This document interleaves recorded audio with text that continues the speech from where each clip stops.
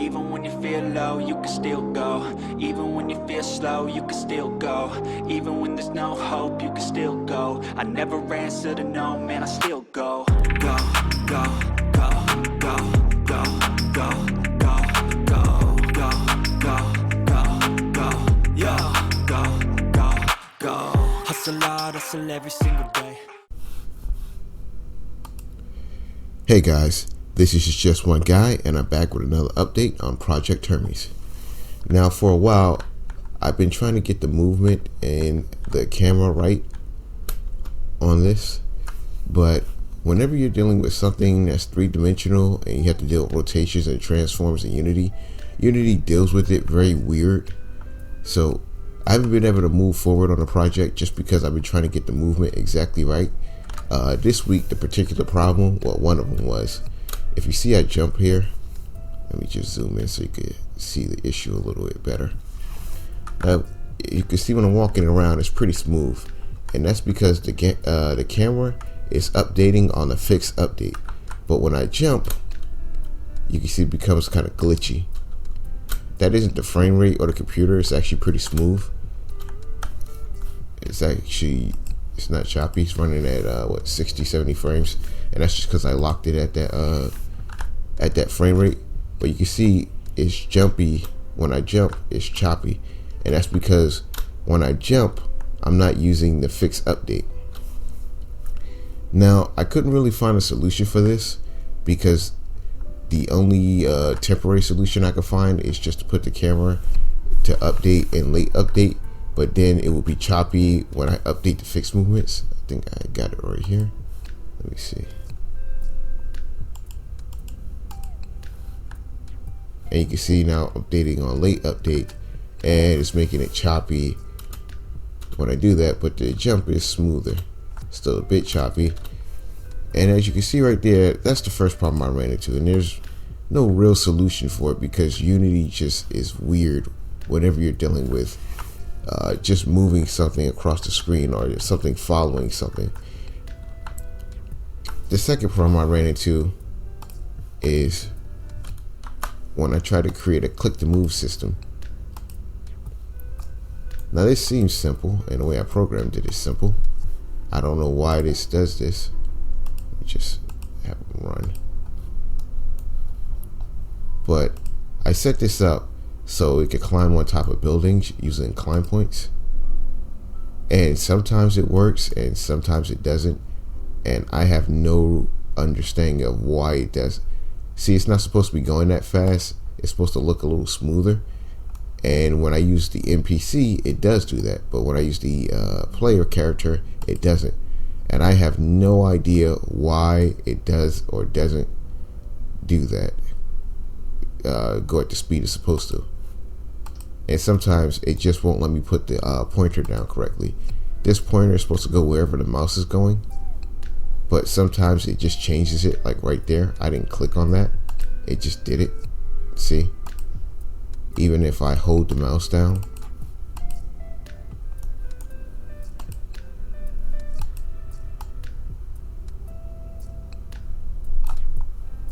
I don't know why it's doing that. And if you look at the code, it's just set up to spawn this point on the nav mesh closest to where I have the mouse pointed. And you can see there's nothing interrupting the mouse point, so it should be able to set it directly, but it's not. And due to these issues with movement and camera rotation, right now I'm gonna just leave it a bit glitchy and work on the other systems like the inventory and all the other stuff, the class system and the stat system that I already had basically done, because dealing with all these movement issues really made the project just take a lot longer than it has. And one thing I noticed about other games is they really limit how much you can move the camera and how much you can move the character. Like a lot of games don't have jump, and now that I'm starting to fiddle around with it, I'm starting to understand that jumping is really complicated in games, because not only do you have to get the jump exact because you don't want the player to jump too far or too high, to be able to reach a point that you don't want them to be able to reach. Just stuff like updating a jump is really complicated. And after dealing with all these problems, I just saw like a lot of games are limited. Like a lot of games won't let you rotate the camera in the X and Y axis. Like a lot of CRPGs will just keep the camera like this, or action RPGs like Diablo, they'll just keep the camera like this. And the more and more that I'm dealing with this, I'm starting to understand why very few games do an actual third-person camera, and that's because it's actually pretty complicated. Just getting a nice feeling third-person camera, or even a nice CRPG camera where you're zoomed out and you allow the player to rotate, is actually a lot more complicated than it looks. It's a lot of unforeseen problems with this. And so due to all those issues, I'm gonna just focus on the other stuff, the RPG elements like the inventory system and the AI stuff, because trying to fiddle around with this movement stuff, like getting this jump smooth, because it works as I intended, it's just not as smooth as I would like it. And trying to perfect all these little elements, it's just slowing down my progress so much that I'm never going to get a game developed if I keep focusing on it. I'm just going to get it to an acceptable level and then just leave it at that. And right now I feel like the third person gameplay is pretty acceptable.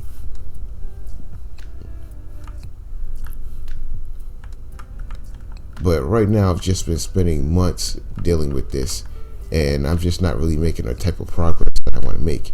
And I don't feel like I'm going to ever finish this project if I try to keep trying to get it perfect.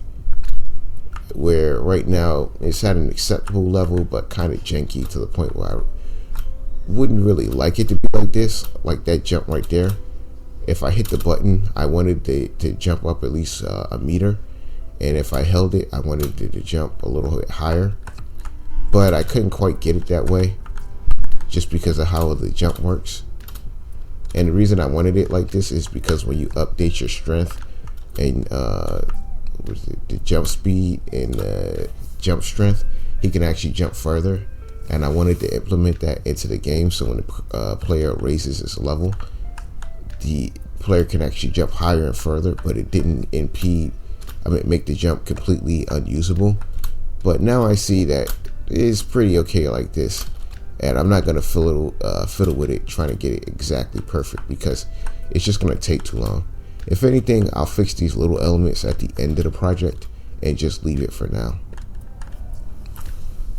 But that's just a look into what I was working on this week and some of the problems I was coming across. And the reason I like to make a lot of these videos is just to show a lot of realistic problems that happen in development, because I could easily solve this by making a third-person solution. By buying a third-person solution. But one of the things that I have that I found the problem with that is you're always going to need to modify a third-person solution, and while they work great out of the box, they're not really good for modifying for your specific use case. So that's why I was trying so hard to create my own solution. And another thing I noticed is even Unity itself hasn't really solved these problems. If you look at their third-person controller, it's all over the place. Some of it uses rigid body movement, some of it uses translation and stuff like that. They use some of their own camera systems while using some weird code that they used in the old camera system. They kind of mix it all together. And I think the point of the third-person system that Unity uses, or the sample one it comes with, is to show off all their features. But if I was to use that in a game, it would be really horrible, because it just mixes too many systems together and it doesn't have any cohesive system, which would make it really hard to modify. Like the way the character move isn't just using one system to move, it's using about 3 or 4 systems. Some of it uses physics, some of it is just directly moving to transform, and it's just a really weird system overall. And a lot of it's specific to Unity's animations and stuff like that, which is why I just went with my own solution. Also, I think Unity's third-person solution isn't really set up for actual gameplay. It's set up to look good, but not for gameplay. I based this third-person controller off Dragon's Dogma's third-person system, and that's just because I found that to be the best third-person RPG where you get to move around the character and you get to actually fight. For an RPG system, I always found that was best, and what I liked about it was quick and responsive. If you pressed a button, something happened, and it was good for combat because when you wanted to move like side to side like that, if you did that on Unity's third-person controller, it animates that out. It's not instantaneous, but when you do it on this one, it's like the Dragon's Dogma system, where it's just instantaneous. And where this is helpful is if you're fighting like a monster or something like that. If you turn to run away, you just want the character to run away. You're not thinking about how it's realistically animated. And you can see even when I stop pressing the controls, the character just stops. It doesn't have a realistic stop where he keeps running for a little bit or he has to make like an awkward turn. And Unity system does do that because they wanted it to look good and it to be animated better, but it also sacrifices gameplay. So going forward, I'm just going to get this to an acceptable level and then try to work on some of my more complicated systems to move the project forward, because I feel like it's moving too slow. I've been working on this forever, and right now I just want to get it done so I could just start creating the games that I want to create. Anyway, that's it for today. Thank you for watching. Interested in anything I'm doing, or you just want to follow the channel, please like and subscribe, and check out my socials in the description down below.